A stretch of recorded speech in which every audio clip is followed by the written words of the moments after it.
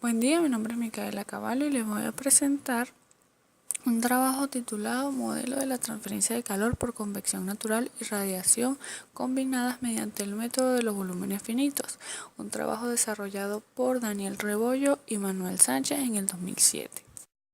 En este trabajo se realiza la simulación numérica de un proceso de transferencia de calor por conducción, convección y radiación en forma combinada. En el mismo se estudia una cavidad cuadrada bidimensional rellena de aire que absorbe, emite y además dispersa isotrópicamente la radiación térmica. Se utiliza el método de los volúmenes finitos, el cual se ha estado utilizando ampliamente en problemas de convección y solo recientemente se ha extendido su uso a problemas de radiación.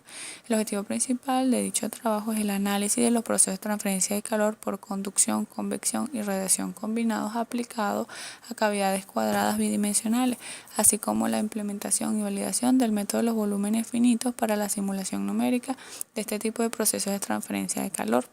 El dominio espacial y dimensional ha sido discretizado utilizando volúmenes de control cuadriláteros y el dominio angular ha sido discretizado en números finitos de ángulo de control. El procedimiento numérico ha sido implementado en un programa de computadora que fue utilizado para obtener los resultados presentados en este trabajo.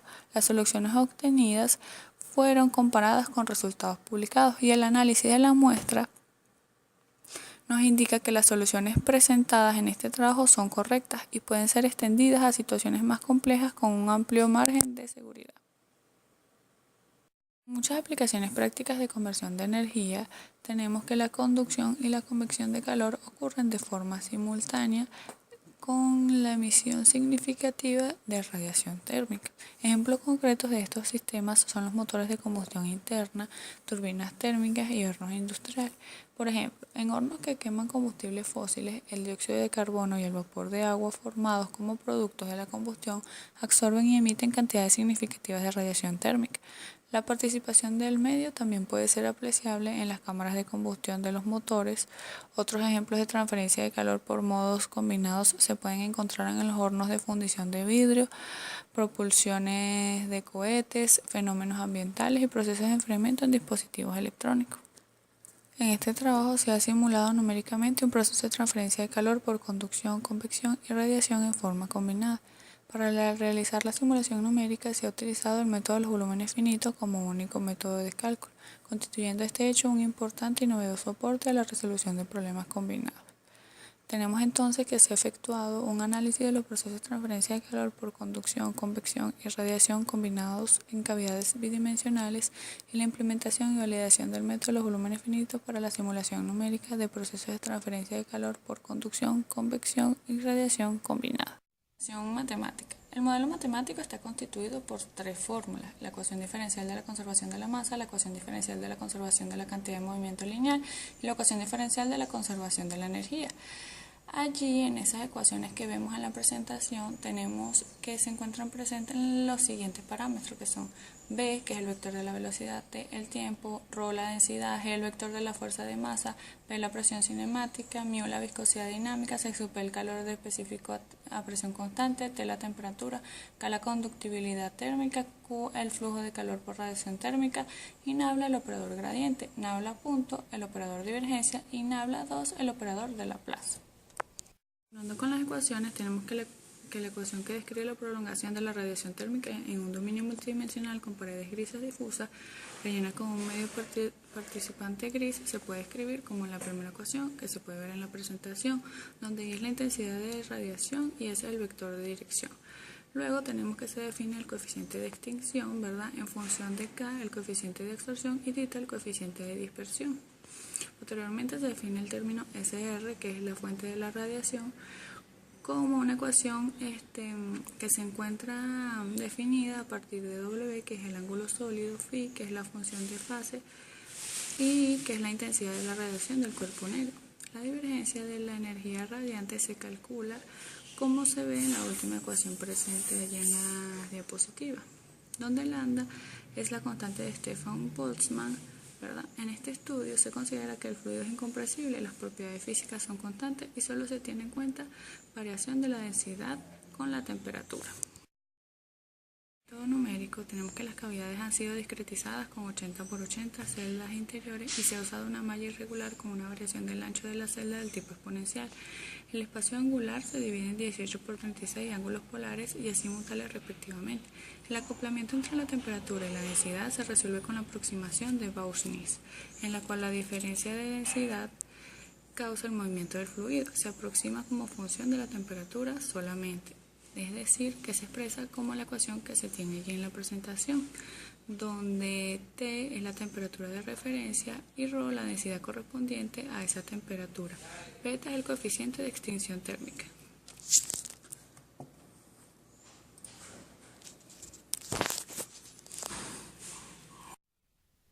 De borde se tiene que en este trabajo solo se consideran paredes sólidas, isotérmicas y adiabáticas.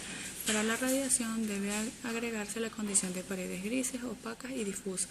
La condición de borde para pared isotérmica se puede escribir para la radiación como la primera ecuación que se presenta allí, donde el subíndice W representa la pared, E es la emisividad, ρ la reflectividad, H es la radiación hemisférica y BW es la intensidad de radiación de la pared negra, la cual depende de la cuarta potencia de la temperatura absoluta de la pared. Estos últimos se calculan como las dos ecuaciones que tenemos allí presentes, donde N es la normal unitaria de la pared, el flujo neto de calor radiante es QR que atraviesa la pared y se calcula como la última ecuación que vemos allí en la presentación. Por otra parte tenemos que el calor por conducción Q sub C se expresa así como sale allí en la lámina en función de T, nabla y la conductibilidad térmica, ¿verdad? Tenemos que el flujo de calor total normal a la pared isotérmica es la suma del flujo de calor por conducción y radiación, es decir, que Q sub T es igual a Q sub C más Q sub R. Se sustituyen Q sub C, Q sub R en la expresión que ya se habían definido anteriormente, ¿verdad? Y se expresa tal como sale allí en la presentación. Pero como estamos trabajando con paredes adiabáticas, el flujo de calor total T es nulo. Y como los flujos de calor por conducción y radiación dependen de potencias diferentes de la temperatura, se genera una ecuación de cuarto orden para la temperatura, así como sale allí en la última parte de la presentación. Geometría y condiciones térmicas. Como ya se mencionó anteriormente, se estudia una cavidad bidimensional cuadrada con paredes de longitud L. La cavidad está llena con aire, la densidad ρ, el calor específico C sub P, la viscosidad cinemática μ y la conductividad térmica K se obtuvieron del Holmont. El número de Rayleigh RA, el número de Prandtl PR y el coeficiente de expansión térmica beta se calculan como las ecuaciones que se encuentran expresadas allí.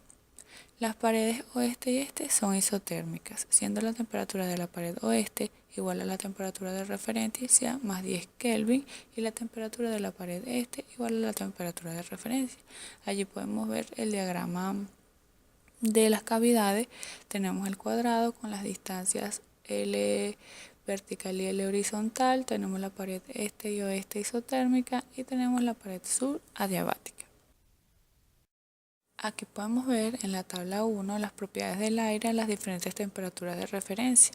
Tenemos la densidad, el T sub P, el μ, el K, la conductividad térmica, el Prandtl y el beta, que como ya mencionamos anteriormente es el coeficiente de expansión térmica. En la tabla 2 tenemos las longitudes de las caras para las diferentes temperaturas de referencia.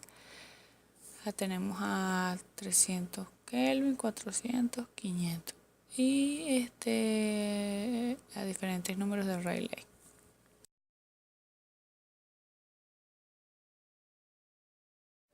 Para cada cavidad se ha tomado una coordenada local L minúscula en la dirección de la cara, la cual está adimensionalizada con la longitud de la cavidad L mayúscula. Las velocidades han sido referidas a una velocidad de difusión que se expresa allí en la ecuación. Vemos que velocidad de difusión es igual a μ sobre Prandtl densidad por longitud, de manera que los resultados sean comparables a los existentes en la literatura. Los valores de las temperaturas serán referidos a la temperatura de referencia T sub 0, es decir, un delta T que se representa como la resta de la temperatura menos la temperatura de referencia. Para tener en cuenta la transferencia total de energía térmica en la cavidad estudiada en este trabajo, se define el flujo de calor medio Q sub M como la integral que va de 0 hasta L mayúscula de Q en función de L minúscula por dL minúscula. Esta integral multiplicada por 1 sobre L minúscula, considerando que la L minúscula, como ya mencionamos, se refiere a la coordenada local y L mayúscula a la longitud de la cavidad.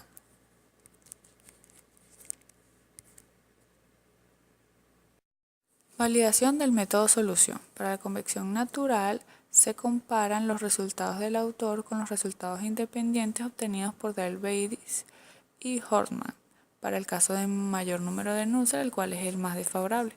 Como parámetros representativos del fenómeno físico se toman las velocidades máximas y los valores máximo, medio y mínimo del número de Nusselt.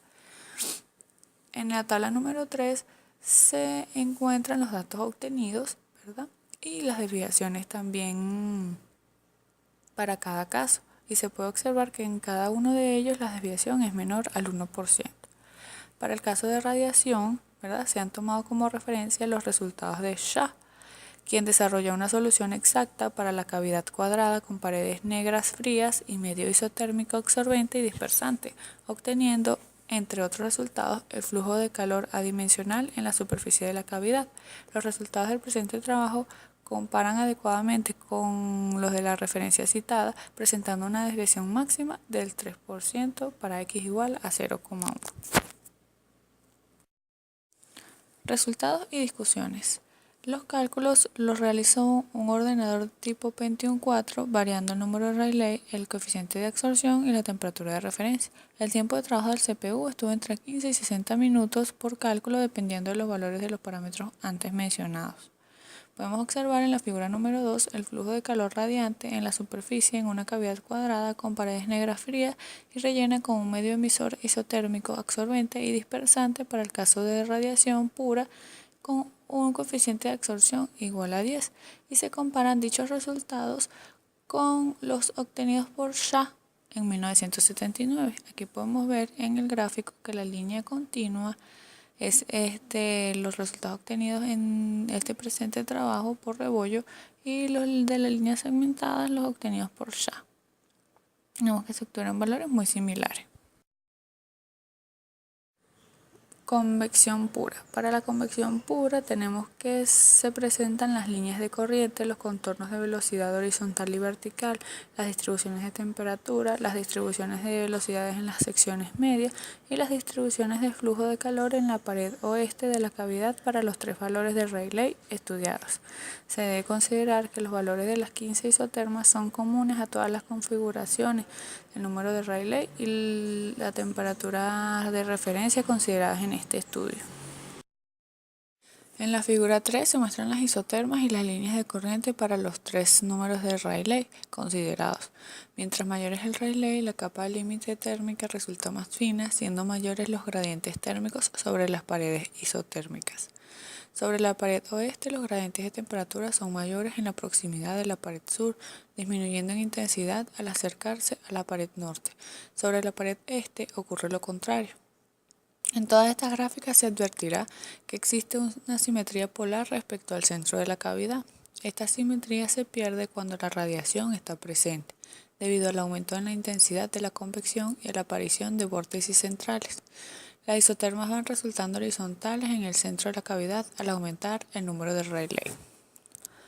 Para un número de Rayleigh de 10 a la 6, la distribución de temperatura está verticalmente estratificada en la región central y la temperatura se incrementa desde la pared sur hacia la pared norte, generando de esta manera el movimiento vertical del fluido.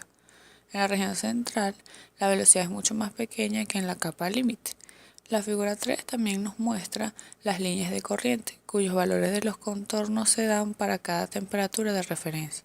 Puede observarse que para un Rayleigh de 10 a la 4 existe un solo vórtice central, para un Rayleigh de 10 a la 5 aparecen dos vórtices centrales y para un Rayleigh de 10 a la 6 resultan tres vórtices, siendo el sentido de circulación del fluido horario, desplazándose las líneas de corriente hacia las fronteras a medida que aumenta el número de Rayleigh.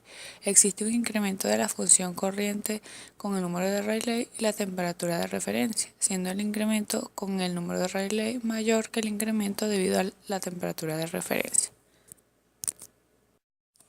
En la figura 4 pueden verse las isolíneas de velocidad para la componente horizontal U y vertical B, con los valores de los contornos correspondientes. Se observa cómo a medida que aumenta el número de Rayleigh, los valores absolutos máximos de la componente horizontal se van desplazando desde la región central hacia la esquina superior izquierda e inferior derecha. Para el caso de la componente vertical, los máximos se desplazan hacia las paredes laterales, estrechándose pero manteniéndose en la zona media de la pared. En la zona central de la cavidad las velocidades son mínimas. Se advierte además que los máximos crecen fuertemente con el número de Rayleigh y que la componente vertical toma valores mayores a la componente horizontal. En la figura 5 pueden verse los perfiles de temperatura en las secciones media vertical y horizontal. En la sección vertical puede observarse una variación de la temperatura prácticamente lineal en aproximadamente la mitad central de la sección, donde las velocidades son menores. En las cercanías de la pared adiabática sur se observa que las temperaturas alcanzadas disminuyen con el número de Rayleigh, ocurriendo lo contrario sobre la pared norte, debido al aumento de la convección. En la sección media horizontal puede observarse, como ya se destacó en el análisis anterior de las isotermas, que las temperaturas son prácticamente constantes e igual al valor medio delta T, extendiéndose hasta prácticamente el 90% del ancho de la cavidad para un número de Rayleigh de 10 a la 6. En la figura 5 puede verse además los perfiles de los componentes de velocidad de horizontal U y vertical B en las secciones media vertical y horizontal respectivamente. Se puede observar que la componente horizontal alcanza los valores máximos en las cercanías de la coordenada L minúscula igual a 0,85 y los mínimos sobre la coordenada L minúscula igual a 0,15, siendo estos máximos función del número de Rayleigh. Esto indica un incremento importante de la convección con el número de Rayleigh. En el centro de la cavidad, como ya se destacó en el análisis de las isolíneas de velocidad, la velocidad se reduce notablemente y se advierte la perfecta simetría polar existente entre estos perfiles de velocidad. Respecto de la componente vertical, como ya se destacó, se aprecia que los máximos y mínimos de velocidad se desplazan hacia las paredes laterales con el aumento del número de Rayleigh. También es posible advertir el importante incremento en los máximos de velocidad al aumentar el número de Rayleigh y que la componente vertical toma valores máximos mayores que la componente horizontal, para un número de Rayleigh igual a 10 a la 6. La componente vertical de velocidad es prácticamente nula desde la coordenada L minúscula igual a 0,2 hasta 0,8, como puede verse en la gráfica.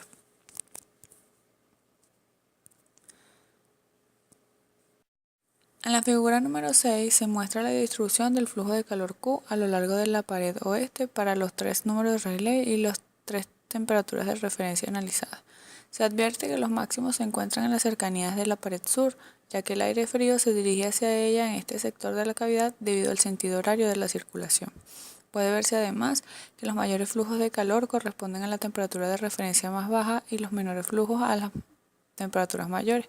También se aprecia que para una misma temperatura, el valor máximo del flujo de calor crece con el número de Rayleigh y se aproxima más a la pared sur, debido al aumento de la circulación y la reducción de la capa límite. Los valores mínimos del flujo de calor se ubican en las proximidades de la pared norte, ya que el aire que se desplaza hacia arriba junto a la pared norte se va calentando, reduciendo el gradiente de temperatura. Los mínimos van disminuyendo con el número de Rayleigh. Del análisis de la distribución del flujo de calor a lo largo de la pared caliente se desprende que la temperatura de referencia ejerce un efecto negativo en la transferencia de calor, disminuyendo la eficiencia térmica de la cavidad. La explicación de este efecto se hace a partir de la teoría de la convección natural. Sabemos que el calor transferido es proporcional al número de Grasov, el cual contiene el término delta T sobre la temperatura de referencia, por lo que si el delta T se mantiene constante y la temperatura de referencia aumenta, el calor transferido disminuirá. En la figura número 7 se muestran las isotermas correspondientes a los tres números de Rayleigh y a las tres temperaturas de referencia consideradas con K igual a 1. Los valores de los contornos coinciden con los dados en la figura 3. Se advierte que con el aumento de la temperatura las isotermas se distribuyen en forma más uniforme a lo largo de las paredes laterales, separándose más en la pared oeste. dando gradientes menores a los de la convección pura. Sobre la pared este no se observan grandes diferencias respecto al caso de convección pura. También se nota respecto del caso de convección pura que con el aumento de la temperatura crece la separación entre las curvas a lo largo de la sección media vertical, además de la inclinación. La figura 8 muestra las líneas de corriente para el caso combinado con coeficiente de absorción K igual a 1, para los tres números de Rayleigh y las tres temperaturas de referencia, así como los correspondientes valores de los contornos.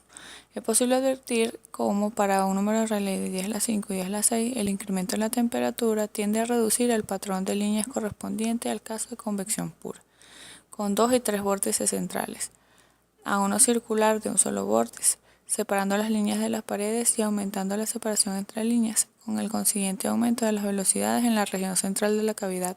Se observa como para una temperatura de referencia igual a 500, el vórtice central se desplaza hacia el vértice inferior derecho con el aumento del número de Rayleigh. De la comparación de los valores tomados por los contornos se advierte que son mayores a los correspondientes a convección pura, incrementándose esta diferencia con la temperatura de referencia. En las figuras 9 y 10 se muestran los contornos de velocidad horizontal y vertical para los tres números de Rayleigh y las tres temperaturas de referencia consideradas, con un coeficiente de absorción K igual a 1 y los valores de sus contornos correspondientes. Se puede ver que para mayores temperaturas las líneas tienden a separarse, ocupando la zona de máximos una mayor porción de la cavidad, con el consiguiente aumento de las velocidades en la región central. Los valores de los contornos se incrementan con la temperatura, siendo superiores a los correspondientes a convección pura. La figura 11 muestra el perfil de temperatura en la sección media vertical y la figura 12 en la sección media horizontal para un número de Rayleigh de 10 a la 6 y las tres temperaturas de referencia, para el caso de convección pura, de radiación pura y el modo combinado, con coeficientes de absorción K de 0,1 y 1.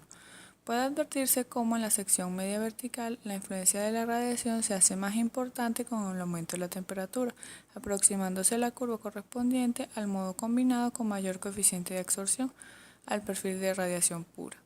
A medida que aumenta la temperatura de referencia para el modo combinado, la temperatura del punto medio de la pared norte va disminuyendo, aproximándose al valor correspondiente a radiación. En el perfil horizontal de temperatura no se observa una influencia de la radiación tan marcada como en el perfil vertical. Se observa que el coeficiente de absorción no ejerce una gran influencia en el perfil de radiación. Para el caso combinado, el incremento del coeficiente de absorción produce una transformación del perfil de convección pura hacia el de la radiación pura, siendo más evidente al aumentar la temperatura. Figura 13 muestra los perfiles de velocidad horizontal y la figura 14 los perfiles de velocidad vertical en la sección media vertical y horizontal respectivamente. Se puede observar nuevamente cómo la radiación tiene una mayor influencia sobre la convección al aumentar la temperatura y el coeficiente de absorción. En el modo combinado se detectan importantes incrementos en el máximo de velocidades horizontal respecto a la convección pura. Para la componente vertical, el incremento del máximo es mucho menor. Esta diferencia se hace más notable con el aumento de la temperatura. Las figuras 15, 16 y 17 presentan la distribución del flujo de calor en la pared oeste para los números de Rayleigh y las temperaturas de referencia con el coeficiente de absorción considerados en este trabajo. Para cada número Rayleigh, el aumento de la temperatura produce un importante incremento en la radiación térmica, teniendo una gran influencia en el modo combinado. También se advierte cómo la simetría horizontal de la distribución del flujo de calor por radiación se refleja en el modo combinado a medida que aumenta la temperatura. Se aprecia además que con el aumento de la temperatura, la distribución del calor Q para el caso de radiación y modo combinado se separa notablemente de la correspondiente distribución por convección, dejando en evidencia su poca importancia en el modo combinado. Para una temperatura de referencia igual a 300, en las cercanías de la pared sur donde se ubican los máximos de Q por convección, se puede observar que el flujo de calor por convección supera el de radiación y la distribución del calor Q en el modo combinado sigue la forma de la distribución de convección. se observa que en las cercanías de la pared norte el flujo de calor por radiación supera el del modo combinado en una proporción mayor de la pared a medida que aumenta la temperatura de referencia. Finalmente se aprecia que el coeficiente de absorción tiene mayor influencia en la radiación y el modo combinado a medida que aumenta el número de Rayleigh y la temperatura de referencia, debido al incremento de las dimensiones de la cavidad. En la figura 18 se muestran los flujos de calor medio por convección, radiación y modo combinado en la pared oeste de la cavidad para cada número de Rayleigh y temperaturas de referencia considerados. Se puede comprobar que el flujo de calor medio por convección disminuye con la temperatura de referencia y con el número de Rayleigh.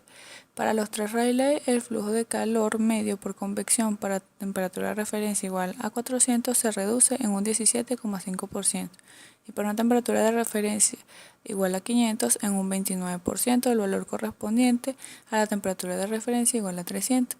Además, se puede verificar que para todas las temperaturas de referencia, el flujo de calor medio disminuye en un 6,9% para un número de Rayleigh de 10 a la 5 y en un 15,6% para un número de Rayleigh de 10 a la 6 del valor correspondiente al número de Rayleigh 10 a la 4.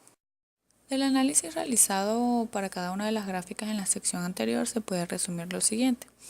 Para los flujos de calor medio por radiación con un coeficiente de absorción de 1, se advierte que, al contrario de la convección, el flujo de calor medio crece notablemente con la temperatura de referencia, pero se observa un leve descenso con el número de Rayleigh, siendo más importantes las mayores temperaturas. Se puede comprobar también que el flujo de calor medio crece en un 132% para una temperatura de referencia de 400 y en un 345,2% para una temperatura de referencia de 500, respecto del valor correspondiente a la temperatura de referencia de 300 y un Rayleigh de 10 a la 4.